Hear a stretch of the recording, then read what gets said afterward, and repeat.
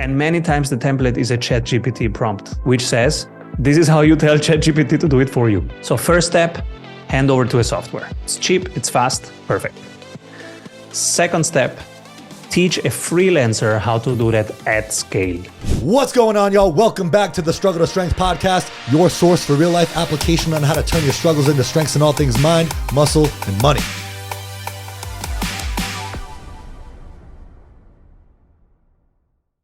That was a super efficient and concise episode, though. It was an efficient episode about efficiency. It was super efficient. From the second Simon got on the call, he was like, I've done all of this in one day. He basically ran a freaking Ironman, closed 75K, spent time with his family. He did so much in one day. And he was like, no, this is just a normal day. Yeah. I was like, all right. So I imagine this podcast is going to be incredibly efficient as well. And it was. Yeah. So that was cool, man. That was really cool. So I guess for the listeners, we got Simon Severino. I hope I'm saying his last name correctly. Yeah. So we got Simon Severino on today, who is just a incredibly efficient human being. And that's literally his business, as he teaches other entrepreneurs how to be more efficient with their time and be able to track themselves on a daily, weekly, and monthly basis to identify what's working really well, what they should continue to do on their own, what they should delegate, how they should reinvest what's not working into what is working and be able to identify what is and what's not. And he also drops some really helpful templates and tools that are available for free on his website, strategysprints.com. And we reviewed how to use those really effectively. So this was a super helpful episode for me. And I know you too, Travis. Oh, yeah. And there's tons of resources for free on his website that we'll put in the show notes. But man. At the end, he drops kind of like a ChatGPT, AI prompt structure for how to delegate things really easily. I know that's intimidating for me. It's like, I want to bring on a VA, for instance, to help me, but is it going to take me a week to figure out how to bring them on board? And he brings up a way that you can bring in ChatGPT to get it done in a day. So that's super good. When you're hiring people, especially as an early on entrepreneur, that can be one of the most challenging pieces. Is you're like, all right, I have this task that I want somebody to do. I want a VA to do it, or multiple tasks. And then you're like, now I have to create an SOP for how I do that. Okay, how do I do that? So Simon had a really good method for actually turning what you do and how you do it into an SOP that you can give to either an AI or a VA in a day. Rather than spending weeks turning all your actions into SOPs. I don't know. This was just a super, super helpful episode for me. And I know Travis and any business owner. So you guys are definitely going to want to listen to this one. Definitely check out Simon and strategysprints.com and enjoy this one, because it will ultimately make you more money. And that's pretty cool. Right before you got on this call, Travis and I were talking about how there's not enough time in the day, man. We're going crazy. And this is a very timely conversation, because you are apparently the most efficient human being we've ever spoken with. And we need to know how. Let's make this the main conversation. Let's do it. Yeah, this is what we need to know. And this is what everybody struggles with, right? Anybody who wants to do anything. Yes. The number one excuse, I don't have time. I don't have time. Right. So I call it turtle mode. I'm underwater. Yeah. On the water, just treading water. I have 3 kids. Tell me. It's crazy. Okay. So you have 3 kids. You've already ran 15K. You've had 6 interviews today. The day is not even halfway over. I closed $75,000. Damn. Okay. And what time is it where you are? This is a day. And it's after dinner. It's now 7 p.m. Okay. But this is dinner. Yeah. But it's a good day. That's a good day. All right. It's a normal day, and we can unpack it minute by minute. Let's do that. Because if that's a normal day, we need some of these strategies, man. So I guess to start, we're rolling. So let's just jump right into it. Simon, how did you figure all this out? Give the listeners an introduction of who you are and how you develop strategy sprints and how you became such an efficient human being. I was a student that had just majored in philosophy and needed a job, which became my entry point into consulting, because in that time, most listeners were not even alive, but in those days, the big consultancies were looking for different kind of people, and they would take anybody who had the top grades, whatever you had majored in, and specifically in non-economics, because they were interested in problem-solving capacities, but they had enough of economists in-house. They wanted other people. That was my chance. So I entered consultancy, and I was junior consultant, senior consultant, junior project manager, senior project manager, the whole thing, up the ladders. And then I realized I have to do my own thing, went on my own, and I did fall in love with the problem of growth, of how to grow a company. Because that's the fun, that's the chigging, that's the oh yeah part of the business. How to scale it, how to crush it in the market, competitive advantage. And so I stayed in my lane, strategy advisory, but on my own, so that I could fully express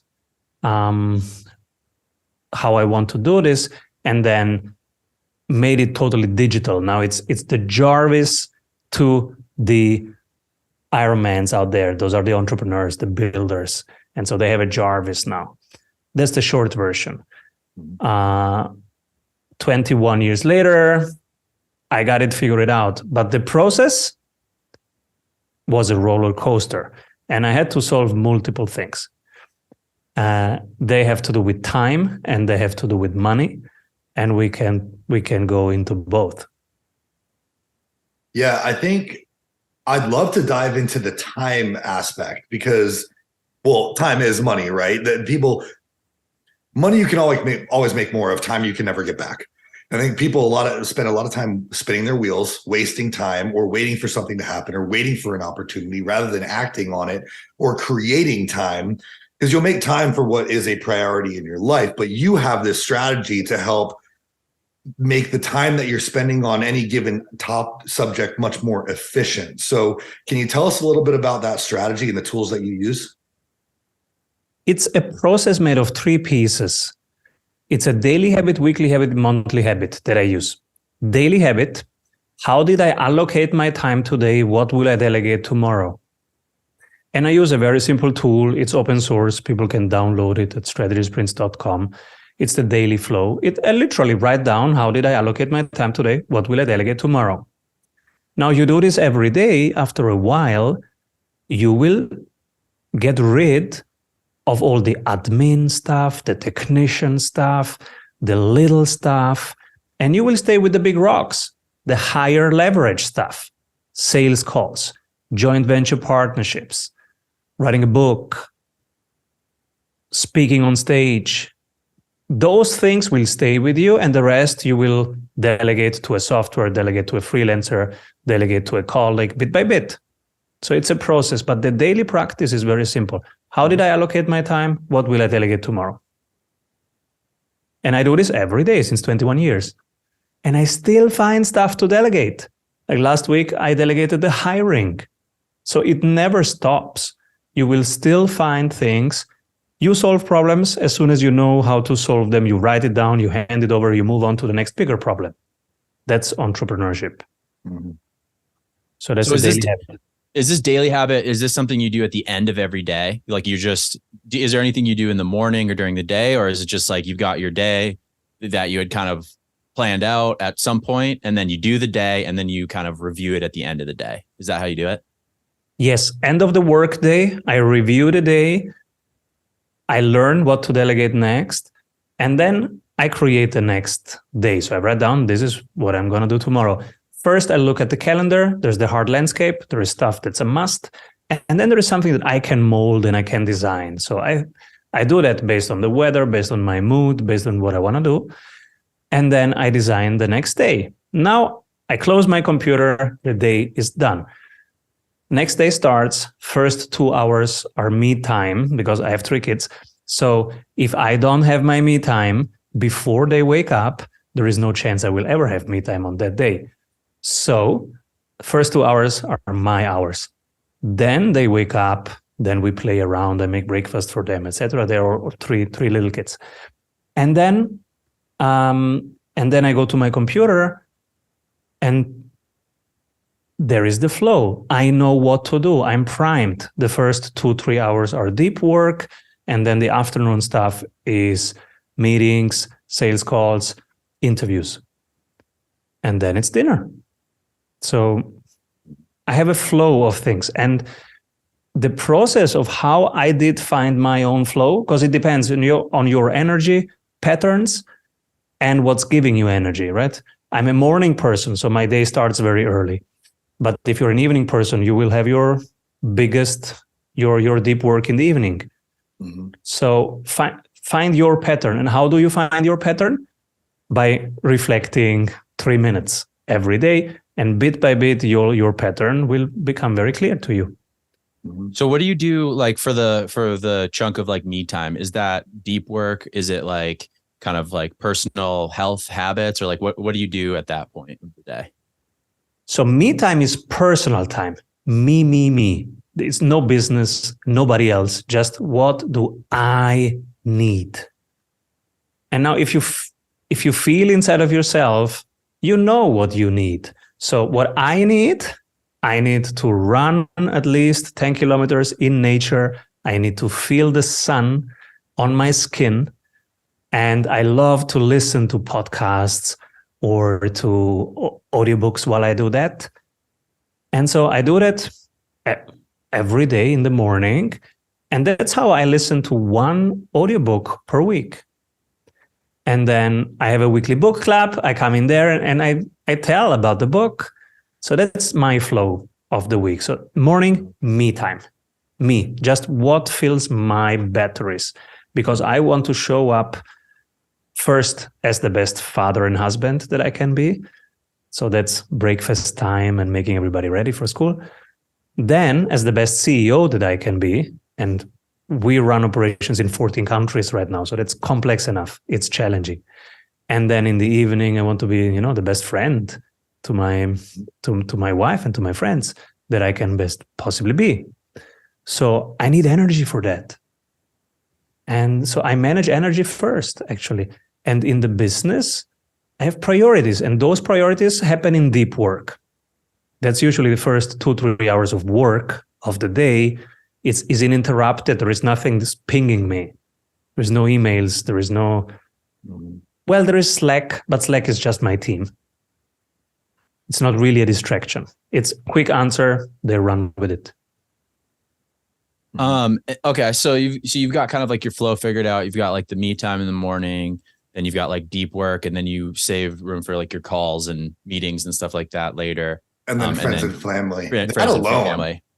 Yeah. That alone is a great way to structure the day. Because I think a lot of people, they'll just like, oh, I'll do that later. Like I'll, have my me time in the afternoon. Like it's not structured enough and they don't stick to it. So even just having that flow, I think is helpful. When you're reviewing your day, like, so it seems like at the end of the day to kind of develop all this stuff, you have like a 2-part review system. So the first is just reviewing your day. What kind of like, how do you do that? What kind of parameters are you looking at? Like, do you just write down random things that you did, or like, what are you looking for, I guess? I use the daily flow, which is literally, I'm looking at it right now. I can show you. I can show you. You're on the website right now. This is my daily flow of today. Cool.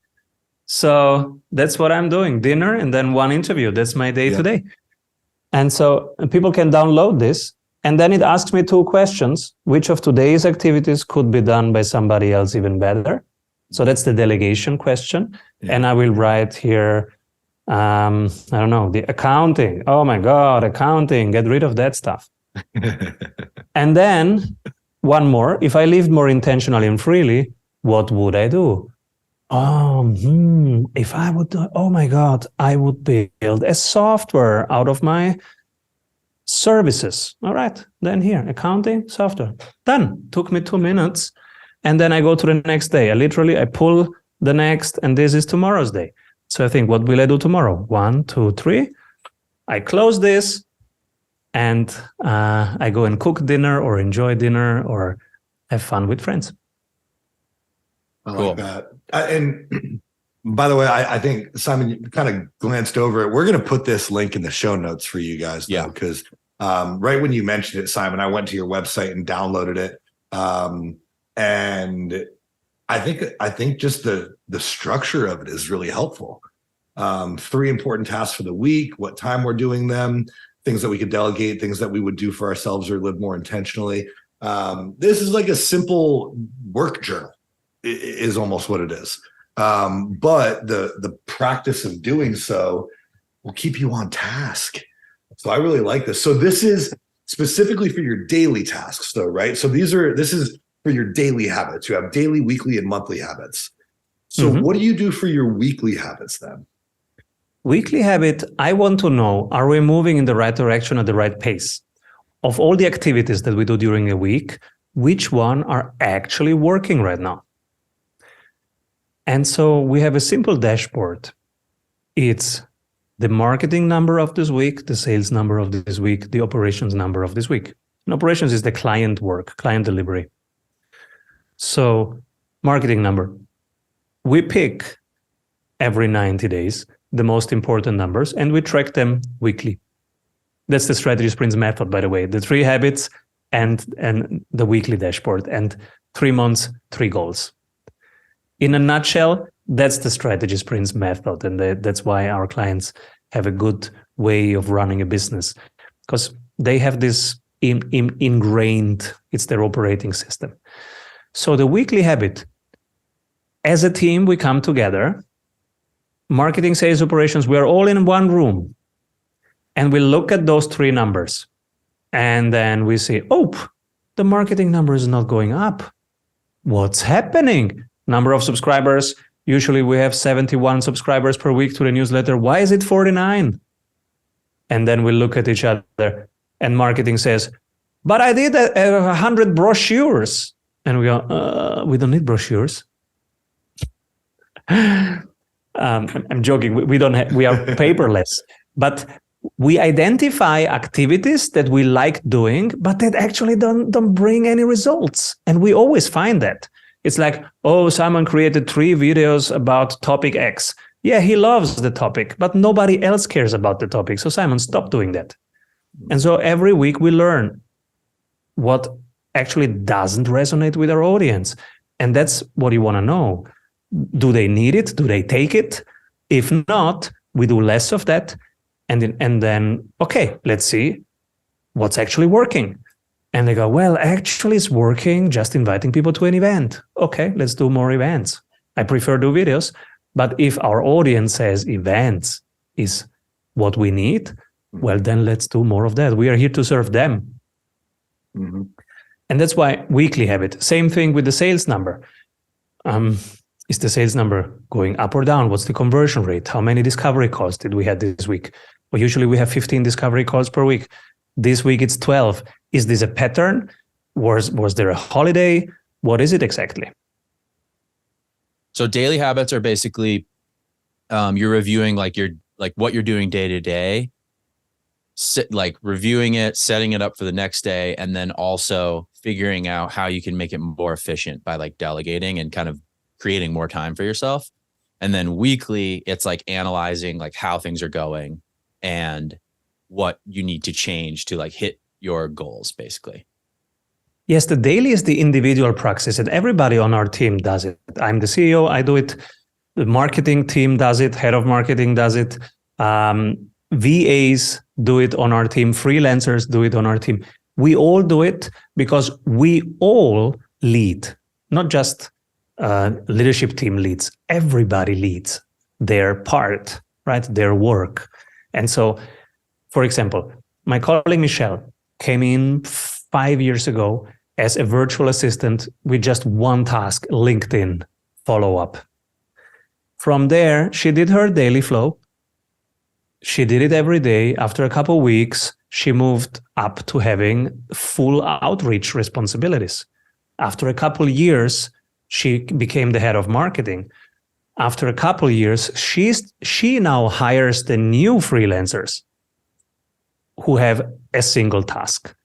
I don't even know all people on my marketing team. Sometimes I meet somebody in Slack and say, hi, who are you? Oh, I was just hired by Michelle, because she now has her budget, because I can trust her so much, because she does her daily flow. I know she has a process. I know she knows how to spend her time.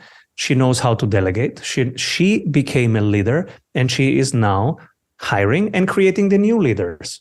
At some point, we are not needed anymore, and the marketing department it's running itself. This is the process. Yeah. And then on the weekly level is we as a team, we review our work. Are we moving in the right direction at the right pace? Because we might be moving fast in the wrong direction, or we might be moving in the right direction, but super slow. That's even a helpful tool for entrepreneurs who are looking for a better structure to their weekly team meetings. I think a lot of times meetings can just be they almost feel like a waste of time. It's like, could the meeting be an email, kind of thing? And that's not what you want. You want your people to be excited about coming to a meeting. So your approach in making this everybody leads, we're all in this together, marketing, sales, and operations. Let's talk about what we're doing. Are we heading in the right direction? And what numbers are being supported by what we're doing? That in itself is a really powerful strategy for a lot of entrepreneurs. Yeah, I used to hate meetings and to just not go to meetings. And so I said, okay, let's have meetings, but let's have them short and around the things that really matter. And let's learn from something. So we developed a motto, which is no prototype, no meeting. We don't come together to talk. We come together to reflect upon results of our actions. So it's doing and then reviewing, learning, doing better. That's a good loop. Yeah. So that's daily, weekly. What's your monthly habits? Monthly, this is when we do strategy. We are strategy sprints. So we also want to have some long-term strategy. And that's now on a monthly level. So we have a vision for 3 years, but every month we rebudget according to our current strategic position. What is your strategic position? The 2 features where you're winning right now against your competitors, and the 2 features where you're losing right now against your competitors. We will cut 15% from the 2 features where we're losing, and we will reinvest them in next month's budget. Immediately reinvest those 15% time and money into the 2 features where we're currently winning. We call it sprint budgeting. And the monthly habit, again, we have a spreadsheet which helps us just save time. So it's 5 questions, you input those 5 things, and then it calculates 3 buckets. And on the left bucket this is where you're losing. Those features, you should cut costs. In the middle, it says you are meh, they are meh. Just keep going. And then on the right side, it says these 2 features, you are crushing it. You are winning against your competitors right now. So reinvest the 15% from here into here. And if you do that, imagine every month you are winning with one specific offer or feature, and you invest 15% more, 15% more, 15% more. You are unstoppable. You have a moat. And we are in a period where everybody says there is no moat anymore. There is no moat. Warren Buffett used to say you need a moat. And now everybody says there is no moat. It's the internet. It's software. Everything flies so fast. There is no moat. Well, there is actually a moat in the process. Because if you are always 2 steps ahead, 2 steps ahead, 2 steps ahead, 2 steps ahead, that's a moat. It's impossible to get to you. Mm-hmm. I think the strategy is the most important part here. Being in the health and fitness industry myself, I see a lot of people aim to accomplish a task or get a result, but they don't do the assessment part. They're just, for lack of better terms, they're throwing shit at the wall and hoping it sticks. They're like, oh, maybe I'll try this diet. Maybe I'll try this workout. Maybe I'll try this or that. And I think a lot of, especially new entrepreneurs, do the same thing with their business. There's no or very little assessment. So if we have daily habits of what we're going to get done today, how did we spend our time? What can we delegate? What is actually worthwhile for us to be doing ourselves? Weekly habits to recap on how our efforts are being being rewarded from a marketing perspective, sales, operations. What can we fix? What should we double down on? And then monthly is just what's working, what's not. If it's not working, spend less money doing that and spend more money doing what is working. The simple strategy of assessing is the most important piece here. And I think, you've come up with a really helpful tool to make it really easy. So I think a lot of times people get overwhelmed with all the different variables that they have in a single day that they don't know what to focus on. You make it really easy here. Yeah. And if you're a gym, like, because you said fitness, if you're a gym and you have CrossFit and you have yoga and you have massages and sauna, and you realize after 7 days that people actually come for the yoga class, well, you don't need to wait 3 months to act on that, right? You go, okay, let's do more yoga. Can we do a yoga festival? Can we do yoga classes immediately after each CrossFit session? Can we do yoga teacher training that's visible from the box so that you do more of what's working right now? You can start already this week talking to your yoga teachers and say, hey, can you do more classes next week? You don't have to wait a month, and you don't have to continue investing in sauna if that's not winning. Mm-hmm. Maybe they go to the spa if they want sauna, but they come to you for weightlifting and yoga. Then act immediately upon it before your competitor does that in small increments. You just ask one teacher if they can do double the amount of classes in the next month. And so gradually you are acting on those insights. Mm-hmm. That's great. Now, Simon, you have the daily flow for the daily habits. Do you also have tools or any downloadable resources for the weekly and monthly habits as well? Yes, we are very open source. People go, Simon, you are giving away $1 million for free. What the hell are you doing? Yeah.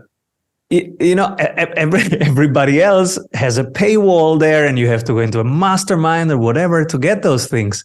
We are very, very open source, inspired by the tech world, where actually you win if you do that. I have seen Elon Musk do that very, very early, and he did it even last week. He opened up the Twitter algorithm. He just gave it away. Everybody can go to GitHub and see the Twitter algorithm right now.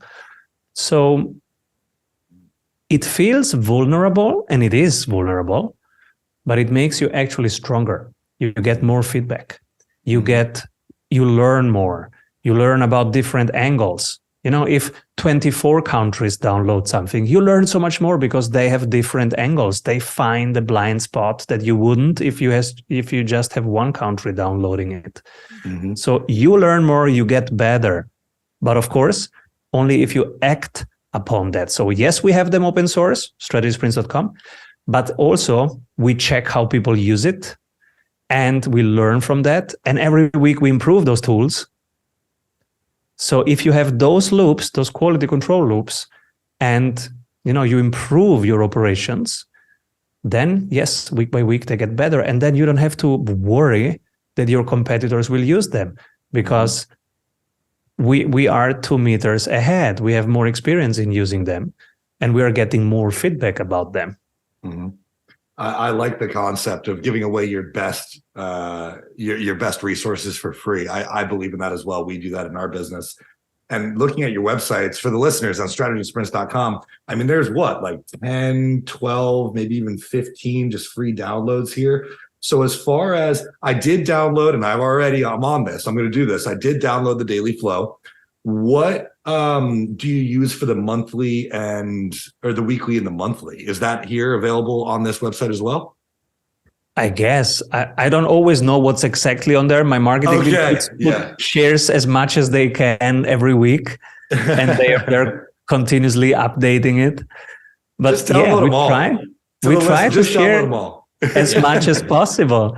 And you have only so much space on the website. So we wrote a book, Strategy Sprints, on Amazon, and in there are 13 chapters, and they literally give away all our secrets. Chapter 2, our sales secrets. Chapter 3, our marketing secrets. Chapter 12, our hiring secrets. Chapter 13, how to keep the people that we hired. Mm-hmm. So we're very generous in sharing, because the experience is, if it's good, people give it to their friends, they pass it on. And at some point in the implementation, they call us and ask us questions. And so that's when we start having meaningful conversations, and sometimes we partner up. Mm-hmm. Definitely. Yeah. I'm curious about like your analysis of like the daily habits. So obviously the first part we talked about, how do you I'm just curious to learn more about like how you figure out what to delegate, and then like how you delegate that. Like, are you utilizing VAs, employees, software, I'm assuming like all of the above. Like, what are you looking for? And then how do you go about taking that off your plate, I guess? Great question. Made of two parts. The second is a technical one. How do you leverage software to do that, and also AI to do that? And the first part, you have to start with the daily flow, because you have to get your own buy-in.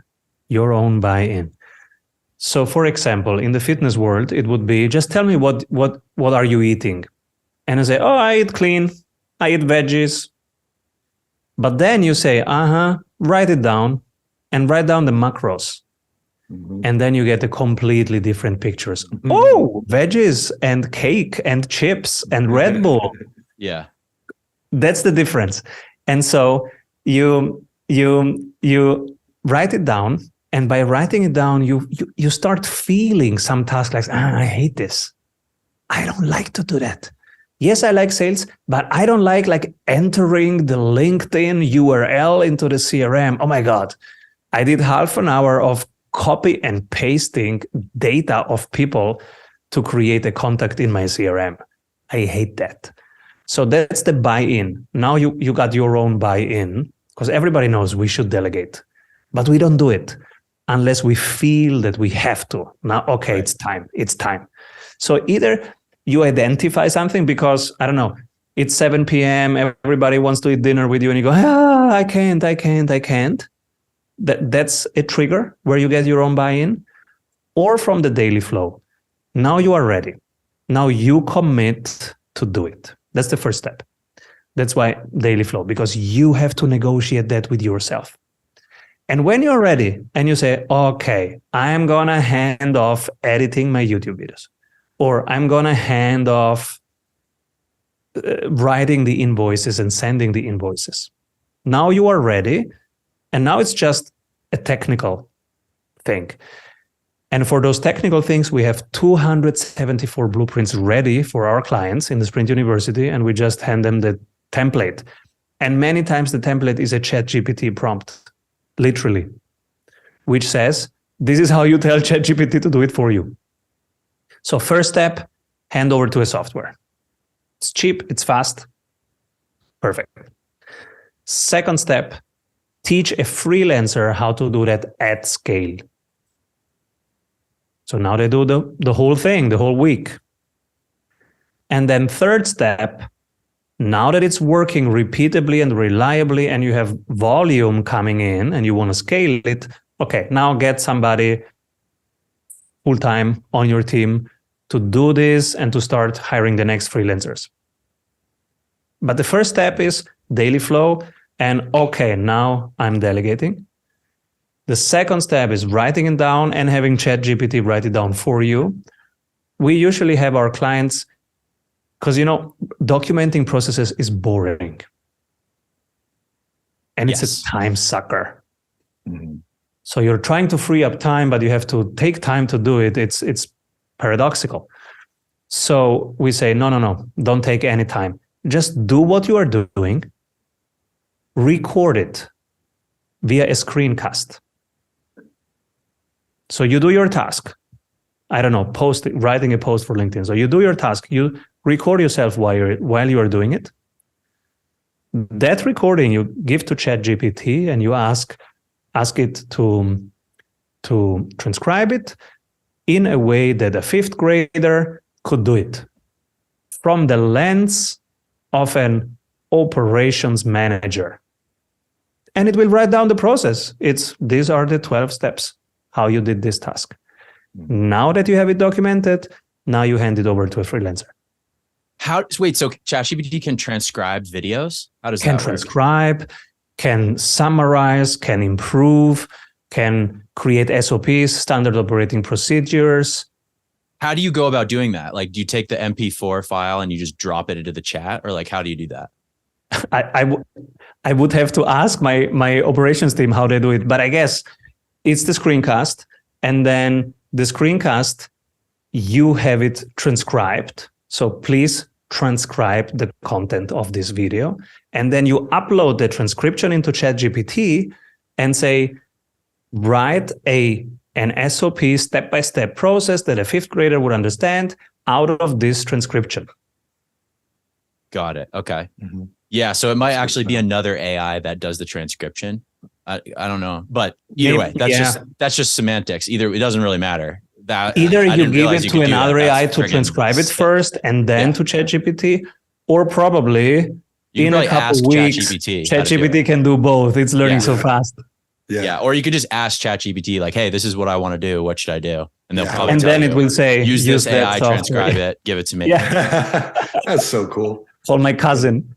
That's huge, dude. Like, cause I've been thinking about that a lot. Like I'm asking about this because like you're mentioning like bringing in the marketing team and the sales team and the operations team. And it's like, I am all of those teams at this point. You know what I mean? I don't, my business is still like small, we're not a big company. So, like any sort of, I don't know. I'm just at that stage where it's like, I really need to be delegating more of what I do. I've started delegating a lot of things like editing that just crush me. So I need to be delegating more, but it's like, it sounds so daunting, especially just the process of like recording everything and like creating these SOPs, like, and that actually literally like, I'm like super motivated to go do that because that sounds like really easy. Mm-hmm. Damn. Yeah. Cool. That's awesome. So we've had a lot of really good, helpful tools here. And I mean, this is essentially your business, Simon, is you have helpful tools, templates, which is especially to the early on entrepreneur, finding the right tools and templates can be the most daunting thing. You try to create them your own in Excel. They don't necessarily work out. Like the function doesn't operate correctly. So like having the tool and the template has been super helpful for me, as long as it's the right one. And that's a big part of what you guys do, in addition to just helping people figure out what they can delegate, what they should do themselves, how they can capitalize on what's working and reinvest into what is working from what's not. So, man, though this has been a relatively short conversation, this has been massively helpful. So I really appreciate you coming on and sharing some of this. Now I know I'm going to want to download all of your stuff. Like if it's on the internet, I know I'm going to want it. I know our listeners are too. I'm already planning on grabbing a copy of your book. Give yourself the plug before we take off. Where can we find all this stuff? Where can we learn more about you and strategy sprints? I know our listeners are going to want more help. Sure.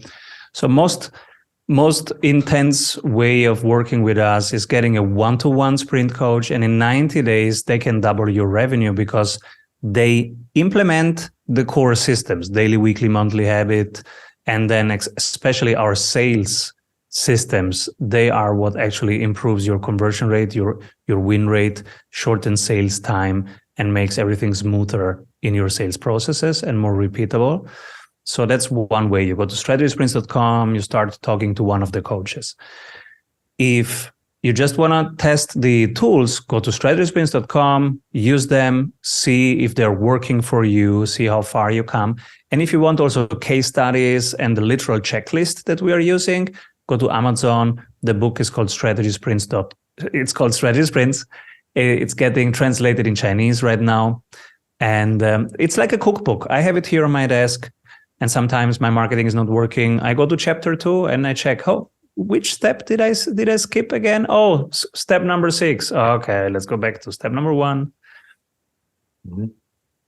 That's awesome. Yeah, that's awesome. That's super helpful. I'm definitely going to grab the book and take a look at your tools as well as your website. I highly recommend to the listeners. I mean, if you didn't find this episode valuable, then you're listen to it again. Listen to it again. Yeah, because there's some really good helpful notes in here. Simon, I really appreciate you coming on and sharing your expertise. This has been really helpful for Travis and I, as well as I know the listeners too. So thank you again, man. We really appreciate it. And yeah, listeners, go download this stuff. We'll put the links in the show notes for you. We'll make it really easy. And thank you again for tuning in to another episode of the Struggle to Strength podcast. We will see y'all next week.